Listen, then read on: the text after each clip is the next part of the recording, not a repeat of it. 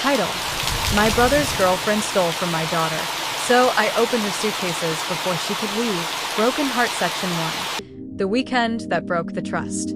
Help me reach 1,000 subscribers. It really helps me keep telling stories like this one. Now, this story isn't about money or toys.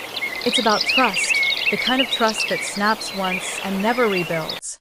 My name's Claire. I'm 39, a mom, and up until last weekend, I believed my brother's girlfriend was just messy. Not malicious.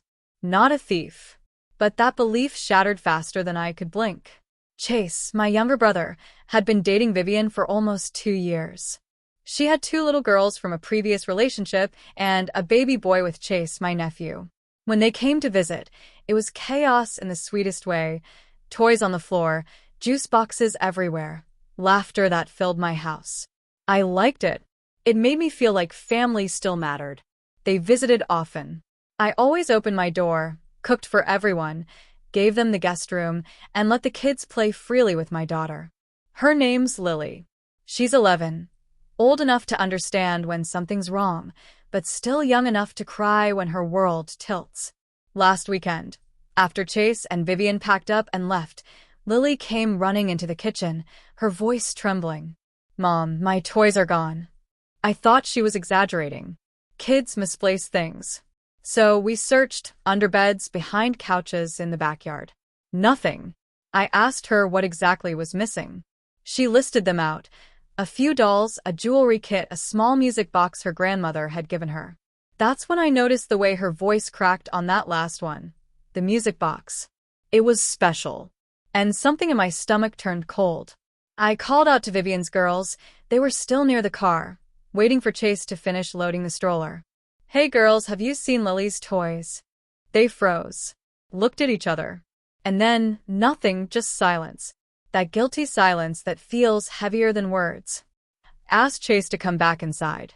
He looked confused, but when he saw my face, he followed me straight to the guest room. "I think the girls took some of Lily's things," I said quietly. He frowned. "No, Vivian packed everything herself." Then he paused. "Actually, I saw those dolls in their room this morning." We both went back to check. Nothing there now. Empty. Sheets folded, floor clear. Vivian had packed too neatly, too quickly. That's when we heard whispers, small, frantic whispers from the living room. The girls were huddled over a pink backpack. When they saw us, they slammed it shut. Chase stepped forward. "Girls, what's in the bag?" They looked at their mother. Not me. Not him. Just her. Vivian's face changed instantly, that defensive glare of someone who already knows they're guilty. "How dare you?" she snapped. "They're just children. Are you accusing my daughters of stealing?" She moved toward the bag, but Chase beat her to it. He unzipped it, slow, deliberate, and there they were. Lily's dolls. The jewelry kit. The music box. All stuffed between pajamas and snacks. Lily gasped. Vivian exploded. "You're humiliating my kids," she screamed. But I didn't stop. My voice was shaking, but steady. "What else did you take?" She tried to snatch the bag, but I grabbed it first. "Open the suitcases," I said. Her face went white. "That's my private stuff," she snapped. "Not anymore," I said. "Not when you steal from my daughter." Chase, torn between his blood and the mother of his child, finally said, "Vivian, open them." The sound of the zipper sliced through the silence like a knife. Inside, skirts, dresses, Lily's favorite hoodie, and a brand new pair of Nikes I'd bought last week. For a moment, no one spoke. Just breathing, heavy, raw, disbelieving. I gathered everything in my arms, walked to Lily's room, and placed it all on her bed. My hands were trembling, so hard I could barely fold the hoodie. When I came back, Vivian was crying, angry tears, not sorry ones. "You embarrassed me," she said. "You upset my girls. They thought those toys were gifts." I just looked at her, really looked, at that face I'd smiled at so many times. The one I'd welcomed into my home, fed at my table. And I said, quietly but clearly, "You're not welcome here again." She tried to argue, but Chase put a hand on her arm. He didn't defend her. Not this time.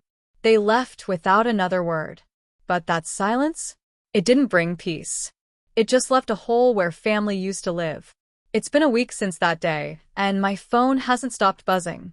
Messages from unknown numbers, calling me cruel, saying I humiliated a mother in front of her children. But no one texts to ask how Lily's doing. She's quieter now, sleeps with her music box beside her pillow, like she's guarding it. I keep hearing that melody, soft, sweet, and now painful. Chase called yesterday. His voice was heavy. "She's ashamed," he said. She knows she messed up. But then he added, "You could have handled it more privately." That one cut deep. Because I love my brother. I always have. But when he said that, I realized he still doesn't understand.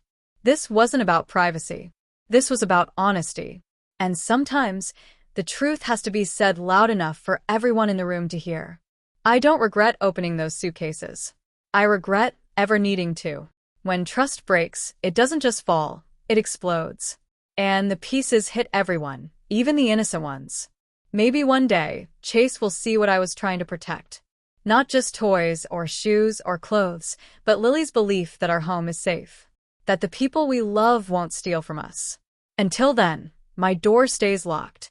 Not out of anger, but out of peace. Thanks for listening. And if you've ever had to choose between kindness and boundaries, choose boundaries. Help me reach 1,000 subscribers, and I'll keep sharing stories like this one.